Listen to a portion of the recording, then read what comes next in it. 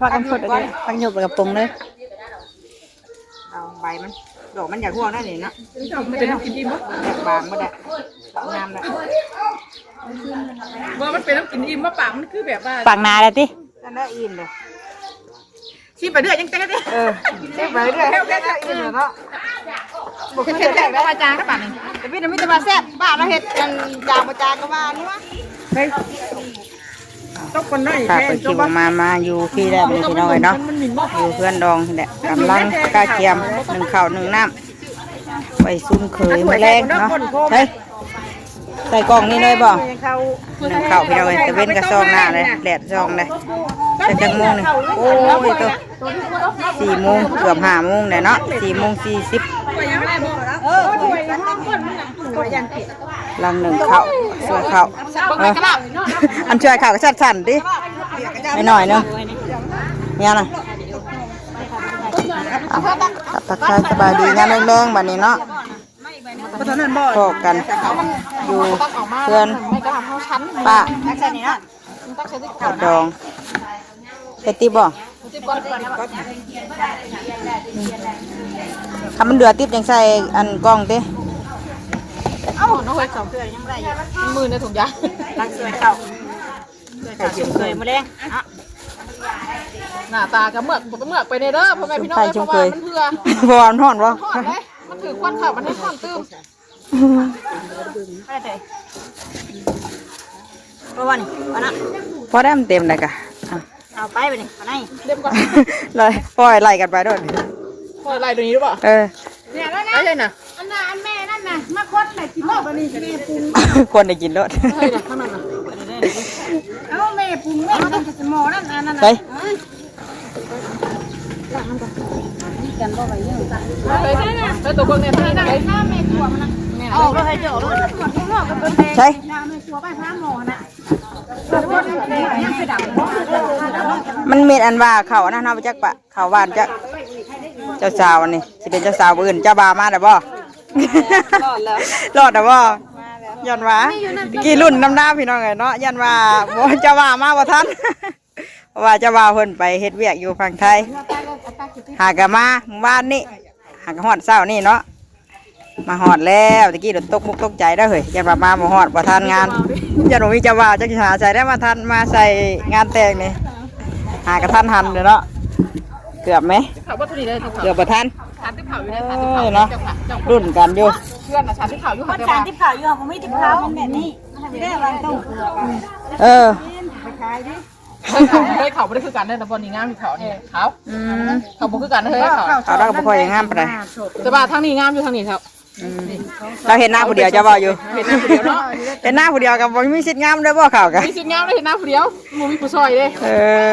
เต็มเบอร์ติดเนี่ยเต็มเลย2 อันเนาะที่เขาตรีเนาะ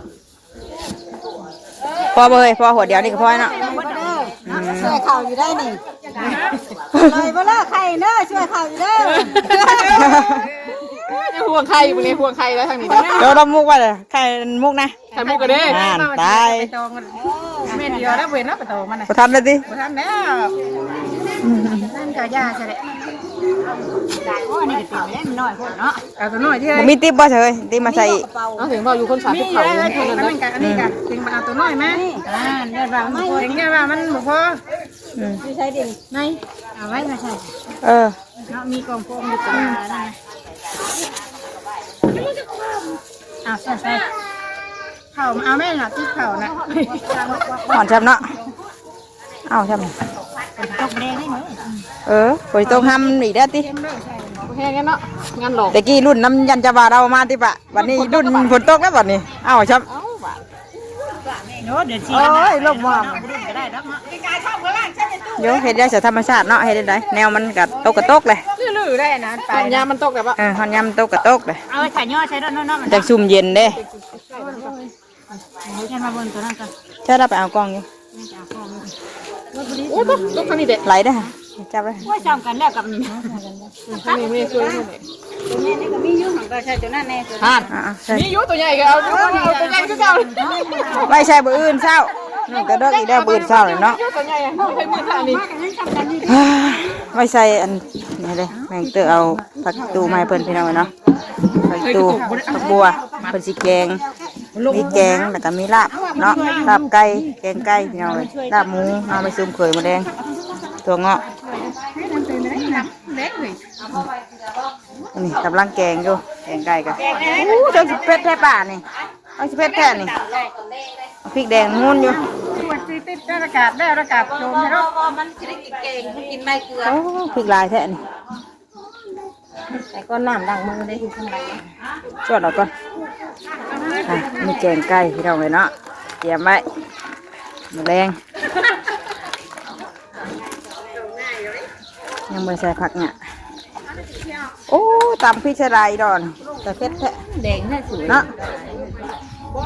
ห่อนท้องแล้ว ดม ว่าหรอ ตบมาตัวช้าปลาแต่ฝนบ่ตก ไม่นั่น นั่งดูหาแต่บาบพัก ไม่อันนั้นนั่น นะฮะ ไม่กระด้ามนะไม่เคยเอา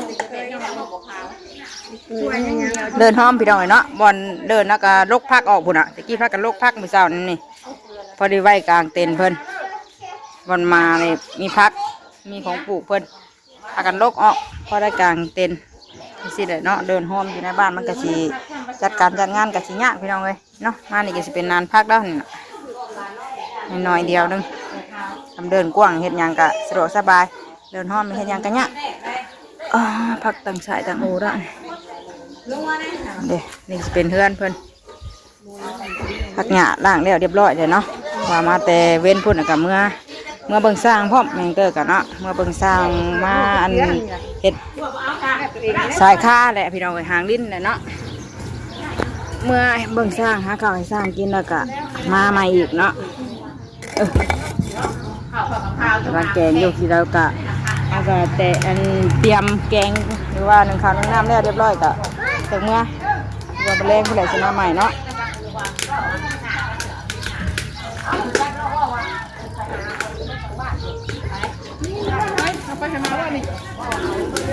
ชิมบ่ใส่บ่ปากเกลือชิมยังมัน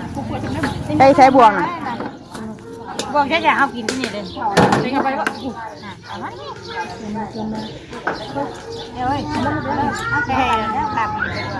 ไปตามกินเขาลาบไปต่อไปว่าก่อนถ้าอยากกินเขาเนาะ แล้วเอาน้ำขาวไหม แม่ครัวก็อยากเฮ็ดอยู่ในครัวก็อยากกินข้าวบัดนี้หนึ่งข้าวเลยก็ยังเป็นผู้ใหญ่บัดนี้นะกินรู้แล้ว กินแล้วขาวดิ เอามาว่าอยู่นู่นอ๋อนี่อยู่นี่ ดิชิมึงมุกใครเลยว่าแต่หมูได้อยากแซ่บไปบ่ยังมัน ถ้ากินแกงนี่ก็ได้เลยเนาะ เผ็ด ลาบกินบ่ เอาบ่ ลาบไม่ครัวกินบ่ หลายเลยแย่มันเผ็ดเลยถ้าชมบักน้าบ่อย นั่งกินเดียวกันจ้ะ ใส่ต้มสุ่มแซ่บๆอ่ะ ไม่จะมาบุญนี่มาขอบัง น้ำเรานะน้ำเราช่วยเขากินเลย ประกอบก็ไม่มีแต่มะเขือเด้อ มันอยากห่วงนะมันกอกกันเนาะ แล้วหอยำหลวงอ่ะ ช่วยเซฟซีได้พี่น้อง เอาไปซื้อได้ มันแรงยันลาบมาหากดิ เคียงกัน สั่งนี่ก็ต้องตกใจสั่งนี่ หายห่วงวะ หายห่วงเสียบ เห็นหน้าตำหุงเว้นนี่ว่าแซ่บเลยถ้าตำซองเทื่อรถอย่าย่องเนาะ กินได้ไหมนี่ พี่โก้มาย่องนะสิ นี่โกย่องนะวะถ้าตำซองชอดเลย ย่องพอได้เนาะ แม่น่าชิมังเราไม่ได้มังย่องบ่ได้ได้นะ แบบนี้พอได้เนาะ ย่องแล้วก็ไปตำสุกินวะย่องเลยเพิ่น อันนี้ก็ลาบว่าย่องว่าแซ่บนี่แห้งเต็กได้นี่ ตับไก่ใส่บักนาว ลาบไก่บ่ ไก่เป็นลำหมูเลย ลาบไก่กินก่อนบ่เสร็จแล้วก็จังนั้น กินว่าเล่าค่ะเดี๋ยวเราเป็นลูกกระทั่งค่อยกันกินข้าวเราไปเชื่องเรากิน ใช่ค่ะ 3 คนน่าเชื่องกินไผ่น้องไม่ได้กินได้ไผ่น้องไม่ได้กินน้ำเลยไผ่น้องกินได้น้องกินเสียนะ ได้แบ่งมาให้เพิ่นด้วยให้เพิ่นนั่งโต๊ะละปะ ต้องเคยแก่เนี่ย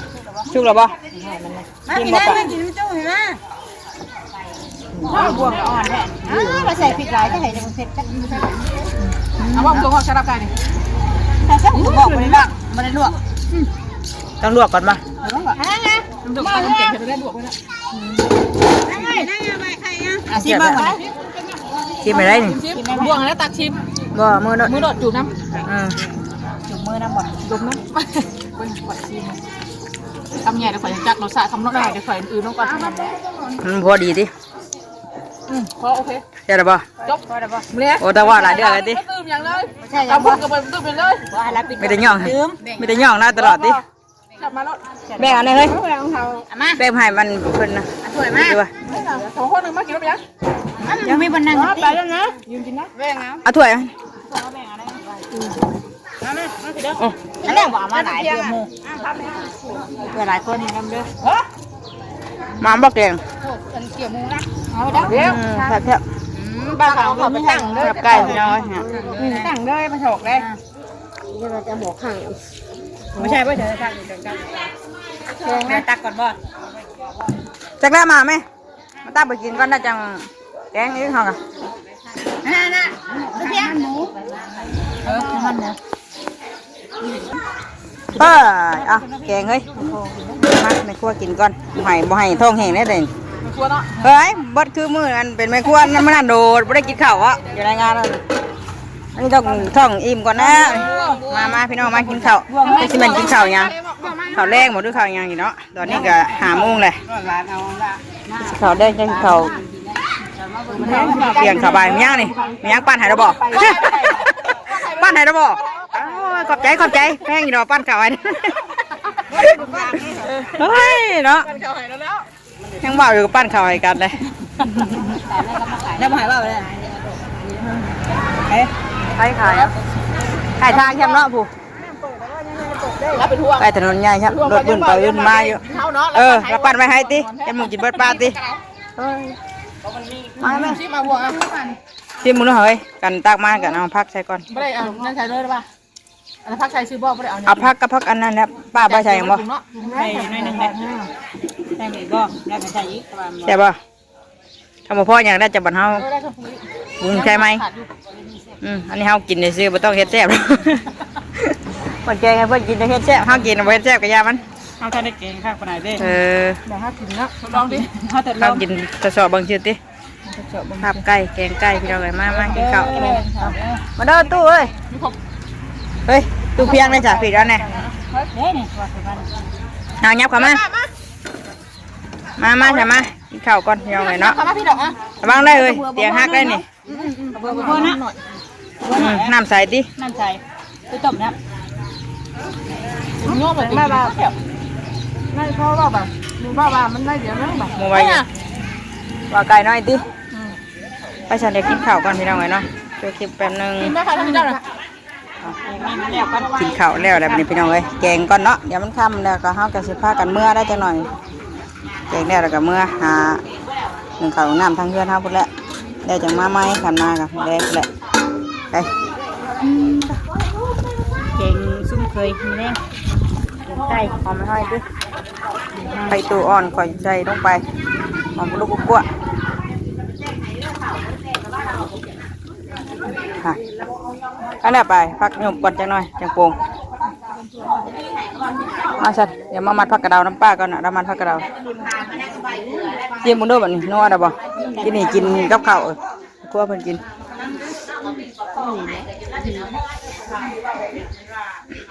แซ่บหรือบ่ น่าใส่ไปใช่ไหม แซ่บเลยที่ แต่ปลาชามาจะสีเข้มได้เพิ่นน่ะเนี่ยมีแต่จางเนื้อได้ จางบอก อ่ะมามัดผักกระดาวก่อน จางให้จางดั้งบอก จางเนื้อจางเรื่องเข้มบัดนี่ เข้มบอกแบบนี้นะ เฮ้ยชิมมึงเอาแหละชิมอยู่จะมาเข้มแห้งดอกจ้ะวะ โอ้มันเป็นใบอ่อน ถ้า เนาะ เราเข้มนะ ตอนนี้ได้บ่ ใส่โจมพี่หนู ใบดีพี่น้อง กินได้ไหมเฮ้ย ห่านทำมันำเมียแล้ว ผมมายังเฮ้ยปะ ใบอ่อนใช่ปะ ผักกระดาวติ มัดบ่บ่นี่จะไปเด็ด กินกับลาบกินนี่เนาะ ไปเด็ดบ่ เด็ดไปจ้ะ ตามันเนาะคือยาวพอย ากก็ยามันจับจิ้มไปทางมากกว่าถ้าก็มันชุบนะครับมาตัดนี่ ชิมเยอะเลยกับจังหน่อยกับปรุงเลยเด้อมันใส่ผักเรียบร้อย พวกเนี่ยอะไรครับ ปรุงมัน เอ้า ใส่ผักนี่ด้วย ใส่ผักกันสดเลยผักหยบไปกับปรุงเลย เอาใบมันดอกมันอยากห่วงได้นี่เนาะ มันเป็นน้ำกินอิ่มมั้ง อยากบางบ่ได้งามเลย ว่ามันเป็นน้ำกินอิ่มมะปากมันคือแบบว่า ปากนาเลยติ นั่นได้อิ่มเลย ชิมไปเรื่อยยังเต้นดิ ชิมไปเรื่อยให้ได้อิ่มเลยเนาะ บ่เคยแซ่บประจางก็ป่านนี้แต่พี่มีแต่ว่าแซ่บบ้าเราเฮ็ดกันจางประจางก็ว่านัว แซ่บแห้ง วันนี้รถเชื่อได้บัดนี้เฮ็ดจางไปได้บัดนี้ ปงรสแบบไหนจังหน่อย ผมบ่ ชิมมึงแม่หลายคนคนพ่ออย่างก็ได้ใส่ไว้ ข้าชิมนะข้าชิมมาตุก ชิมมาแกงให้เด้ ชิมหลายปากหลายมันสีนั่นเลย ให้พ่อหนอกให้น้ำแล้ว ว่าใส่กินนี่ได้ตื่มเกลือ พ กิ อน ดี นี่ได้ เต็งหนักพอดี ตื่มเกลือเมื่อกี้นี่ ว่าเต็งพอดีเต็งหนักพอดีแล้ว ชิมผู้เดียวพ่อชิมแกงนะ เฮ็ดเดียวดิ ชิมผู้เดียวเด้ หลายคนชิมแบบคนนึงจางคนนึงเข้มคนนึงแล้ว หลายปาก พอดีวะเทบอกแล้วอยู่ปากติด เฮานี่สภาอาชาพังนี่พอดีอร่อยชักสิมันเข้มเนาะวะเนาะ ว่าคำว่ามันจางกับสิบจางคำว่าเข้มกับเข้มเนาะเข้มกับสิเอายังใช่เฮ้ย เค็มกับเค็มอร่อย บอกอันนี้อร่อยเลย เดี๋ยวเข้มก็ตื่มน้ำหั่นแหล้วปงนะแม่สมัยนั้นมันเข้มแห้งนะค่ะ มันจะมาบอกมันจะ จะนำบก ไม่เลย มันเย็นไงก็เข้มได้ติ ซาเมียก็อันนี้ นะครับกันนะกันนะตัวเอง บ่ข้าวสิต้ม นายเพื่อ โอ๊ยงานไหนก็มิจะลาไปเอา มันอยากบานเนาะ เอาแม่พามันนี่เฮ้ยหาไปตรงก็ถูกอ่ะ เบิดแล้วไหน คนกันบ่นี่เอาขอบนี่ขับไปห้องคนนู้นนะ แล้วเราก็ชอบขาน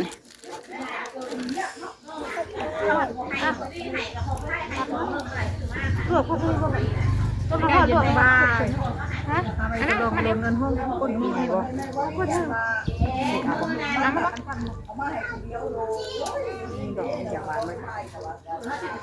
มันเบิดนั่นนะวะ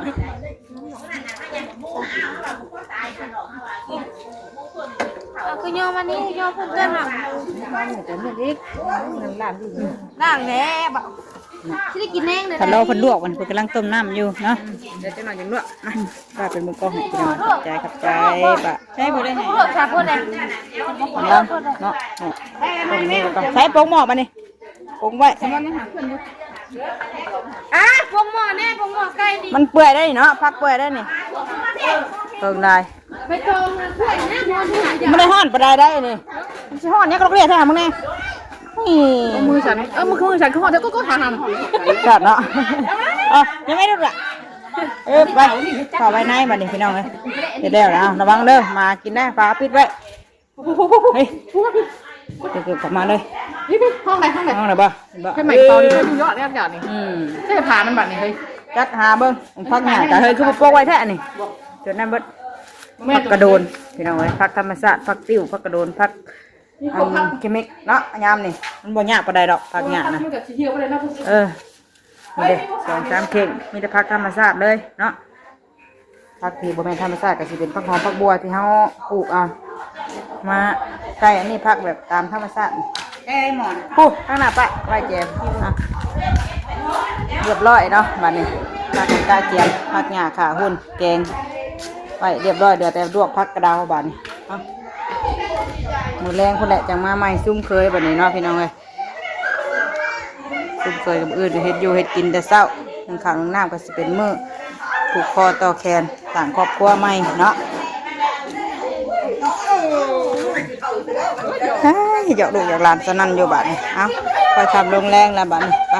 เดี๋ยวแมงเตอร์กะสีเมื่อหาเบิ่งดูเบิ่งเต้าก่อนหนึ่งข้าวหนึ่งน้ำก่อนพี่น้องเอ้ยเนาะทางเงินทางซานคนน่ะเป็นนี่ไปเป็นที่ใดเฮ้ยเฮาเมื่อบ่บัดนี้ข้าวต้มยังสามหม้อยังป่ะปวดบวหม้อยังห่อข้าวต้มบ่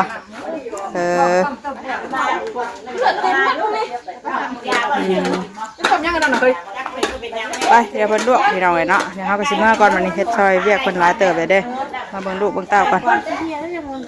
เดี๋ยวจบคลิปเลยนะลาพี่แล้วน้องโอเคสำนี้ก่อนสบายดีคนเด้อทุกคนนะพี่น้องเด้อเนาะฝากเบิ่งฝากแย่งฝากติดตามทางหม่องอื่นถ้ามีเวลาบ้างก็สิถ่ายให้พี่น้องเบิ่งอีกต่อไปเนาะ